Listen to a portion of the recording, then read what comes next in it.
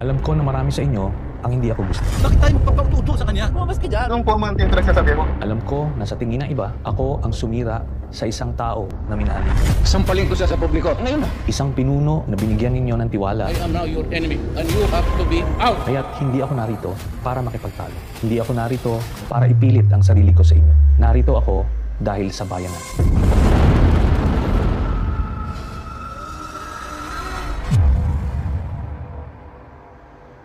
Ilang beses kong tinaya ang buhay ko para mapatunayan ko ang pagmamahal ko sa ating bansa. July 27, 2003, unang nakilala si Lieutenant Senior Grade Antonio Trillanes IV. Isa siya sa mga lider na mahigit 300 sundalo ng grupong Magdalo na sumugod sa Makati. Pangyayari tumatak sa kasaysayan at tinawag na Oakwood Mutiny. Ang hiling ko sa inyo ngayong oras na ito ay buksan nyo lang ang isipan ninyo. Hindi ko kayo pipiliting maniwala, pero gusto kong sabihin ito sa inyo. Baka sakaling magbukas ang isip mo. Dahil ang pagmamahal sa bayan, hindi mo pwedeng daanin sa kwentuhan, sa pagpapatawa, sa pagmumura. Madadaan mo ito sa katotohanan. Ito ang buong kwento ko. Noong 2016, nagsimula kaagad ang patayan. You have to shoot them dead.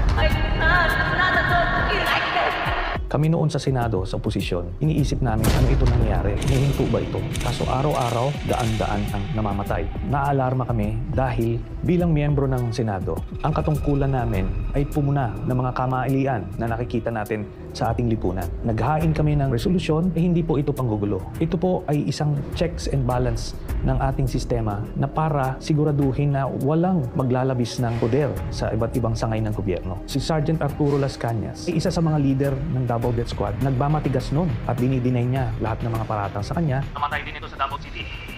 Your Honor, I think I'm not in a position to answer, Your Honor. During the investigation, lumabas po si Mr. Edgar Matubato. Siya ay isang original member ng Davao Death Squad simula pa noong 1989 o 1990 at kung saan dinitalye niya kung paano nagsimula yung Davao Death Squad, sino-sino yung mga pinuno nito, paano sila na-organisa, paano sila pumapatay hanggang nung umalis siya nung mga 2011 o 2012 dahil napagbintangan siya na siya ay pumatay sa isang personalidad. Dahil sa bintang na ito, si Edgar Matubato ay tumakas papuntang Maynila at nag-walk-in siya sa Department of Justice noong 2014. Bakit po nandito kayo? Para malaman ng taong bayan ang ginawa namin sa Davao City.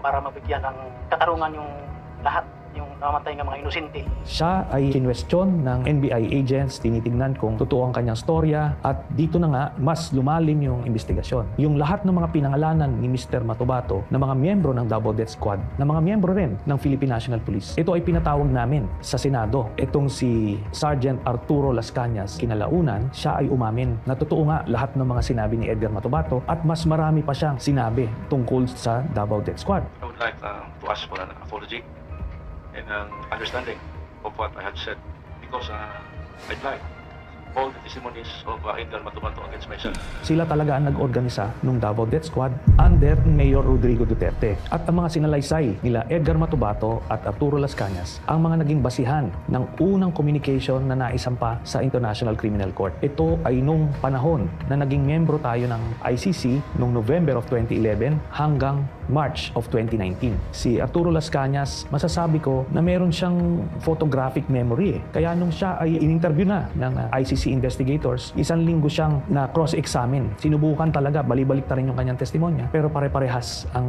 lumabas na mga detalye. Ilang mga specific cases ng murder ang isinama niya sa kanyang 186-page affidavit kung sino yung mga miyembro ng hit squad, sino yung nag-drive ng getaway vehicle, gamit na pagpatay, saan pinatay, dinala at nilibing. Ganun kadetalye ang kanyang affidavit. Kaya dahil dyan, siya ay naging star witness. Sa report ng The New York Times noong 2017, nasa kustodiya na raw ng ICC o International Criminal Court si Las Cañas na nagbibigay proteksyon sa mga testigo. Lalo na doon sa panahon na Mayor si Duterte. Ngayon ko lang po sasabihin, meron pa pong isang hitman na nauna nang nagpunta sa ICC ng Witness Protection Program nila. Parehas ang sinabi nila. Kaya solid ang ebidensya po doon ng kaso ni Duterte. Nung presidenta na si Duterte, ang sinasabi ni Las Cañas, ando doon siya nung binuo yung transition from the Davao Death Squad to the National Death Squad. Yung template sa Davao, kung paano nila ginawa, ganun din ang gagawin. gagawin. Meron silang reward system para maenganyong pumatay itong mga members ng Double Death Squad. Bawat ulo may presyo. Small targets, 5,000, 10,000. Pagka malalaking mga targets, meron 50,000,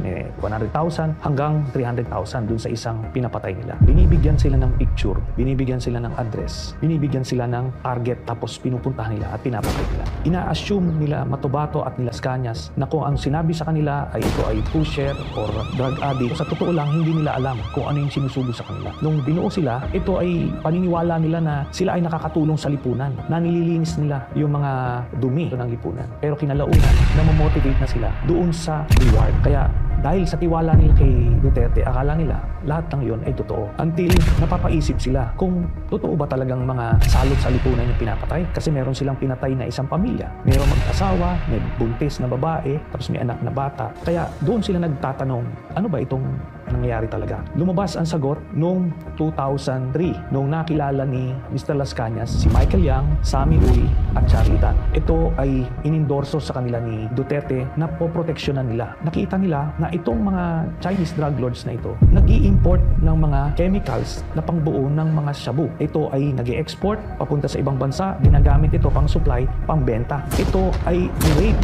ni then Captain Asierto at pinagpapatay nila yung mga Chinese chemists na nandoon. At meron pa silang inilabas na siyam na Chinese na galing din doon sa Shabu Laboratory na inutusan sila ni Duterte na patayin lahat. Mr. President, you ordered the killing of Mr. Alan C. along with the 10 other companions. That is not true. That is the job of the police. Lumalabas doon sa salaysay ni Arturo Las Cañas. Hindi alam ni Duterte na bago nila mapatay ay nakausap pa niya yung pinakang pinuno nung siyam na Chinese workers na si Alan C. na ang boss nila ay si Michael Yang at yung kanilang mga passport ay na kay Michael Yang. Another important observation, Mr. President, Alan C. said that his passport was taken by the operatives, while the 10 others, ang sabi po nila, hawak ng employer nila, and the employer was named as Michael Yang. What can you say about this? Nothing to do with it. Wala akong pakialam dyan. Yun na nga ang lumalabas na pinoproteksyonan na sikreto ni Duterte. Ang involvement niya sa isang drug lord sa Davao. Noong 2016, nung naging presidente, si dating Pangulong Rodrigo Duterte, isa sa mga unang appointees niya ay si Michael Yang bilang economic advisor. Kaya dito, magtataka tayo, bakit isang Chinese citizen ay gagawing economic advisor ng isang presidente? Kinalaunan, nakita namin kung bakit niya ito ginawa para masabi niya sa buong bürokrasya, sa AFP, PNP, PDEA, na protektado niya ito, tao niya ito, si Michael Yang. Noong 2017, ito na ngayon si Colonel Asierto. Siya yung Captain Asierto na nag-raid noong 2004 doon sa Shabu Laboratory sa Davao City. Binalikan niya itong kanyang asset na nagbigay sa kanya ng info tungkol doon sa Shabu Laboratory na yon at sinabi na si Michael Yang, isa rin sa nasa likod doon sa Shabu Laboratory doon. So ibig sabihin, itong economic advisor ni Duterte, isang drug lord. Noong panahon na yon, hindi alam ni Colonel Asierto ang ugnayan ni Michael Yang at ni Duterte, kaya gumawa siya ng report. Nais niyang impormahan ang iba't ibang ahensya na ang malapit na advisor ni Duterte ay isang drug lord at baka hindi ito alam ni dating Pangulong Duterte. Kinalaunan, nung nalaman ni Duterte yung report ni Colonel Asierto, binaliktad niya. Nasangkot sa illegal na droga ang malapit na kaibigan ng Pangulo na si Presidential Economic Advisor Michael Yang. Tinukoy ni Asierto si Yang at isang Alan Lim na nasa likod ng nadiskubre nilang malaking Shabu Laboratory sa Davao noong 2004. Sabihin mo yung Michael Yang lalabas ni Asierto. Yan totoo.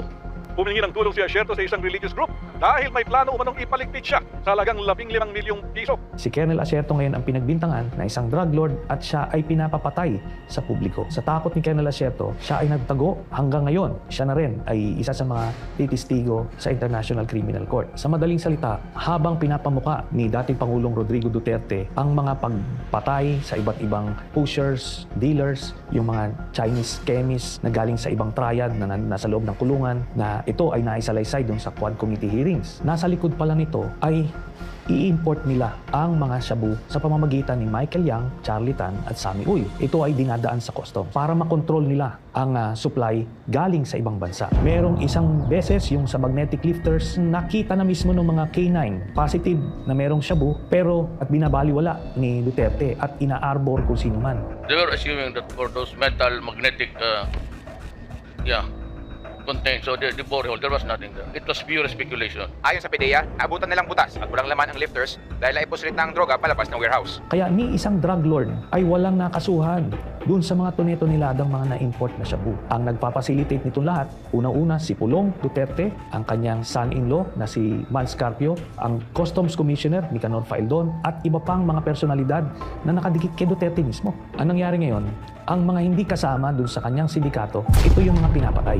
Kaya akala nung mga kababayan natin na talagang may nangyayaring patayan ng mga involved sa illegal drugs. Hindi totoo ang war on drugs. Ito ay ginawa lang ni Duterte para panglihis dun sa intensyon niya na i-monopolize or i-control ang drug trade dito sa bansa. Kung may totoo lang maski isa, I will hang myself in front of you. You can summon, I will sign a waiver, all banks. Will the former president be okay that if we draft the waiver now instead of tomorrow? Will you be fine with that, Mr. President? Anong kapalit, sir? Hindi, sampalin ko siya sa publiko. Hindi, wala naman. Ngayon na. Lulo mo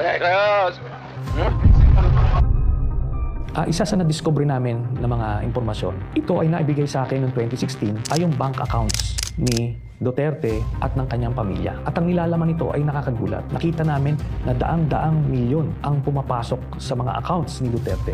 Joint account si Sara Duterte at si Pangulong Duterte. Every 6 months, may pumapasok na dividendo galing kay Sammy Uy papunta sa accounts ni Duterte, ni Sara, Baste, Pulong at Hanilet. Lahat ito tumototal ng 40 to 55 million every 6 months. Buong pamilya ng Duterte ay kumikita sa illegal drugs. Dahil sa impeachment case ni Sara Duterte, ang mga bank accounts na ito ay lalabas at makikita ninyo na si Sammy Uy ay nagbibigay ng pera kay Sara Duterte at buong pamilyang Duterte.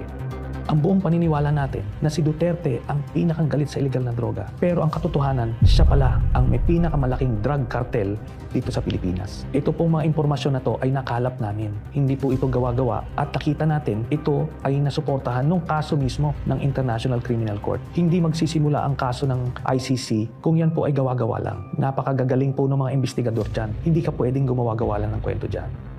Hindi lang droga ang kinasangkutan ng sindikato ni Duterte. Nandiyan na yung Pharmally at yung iba't ibang pinagkakitaan nung COVID. Isama na rito yung Sinovac na vaccine na tinubuan nila ng 2,000 piso bawat isang vial at umorder sila ng 50 million vials. Sa madaling salita, 100 billion pesos ang kinita sa isang transaksyon na ito. Ito rin ang dahilan kung bakit pinigilan nila ang pagpasok ng Pfizer at Moderna at inuna nila yung pinakamahinang klaseng vaccine para sa mga Pilipino. Nandiyan na rin yung mga mask, personal protective equipment, yung face shield, yung mga ventilators, yung mga rapid tests, yung RT-PCR at iba pang mga gamit nun.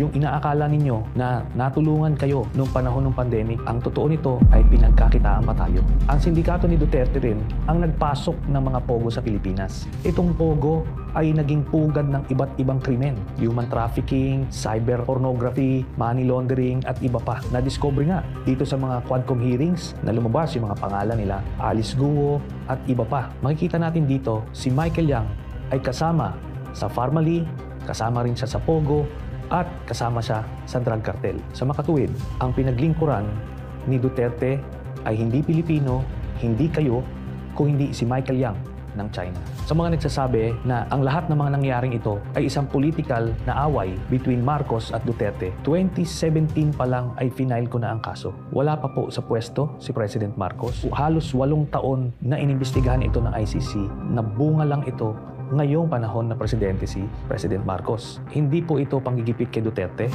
kundi isa po itong katunayan na mayroong hustisya sa mundo. Kaya patuloy ko pa rin itataya ang buhay ko para sa inyo. Dahil alam ko, punong-puno tayo ng pangarap na gusto nating magbago ang bansa natin. Kaso nga lang walang tumatayo, wala nakikipaglaban at walang totoong nagmamahal. Masakit man tanggapin, Pilipino tayo, pero binababoy tayo. Kaya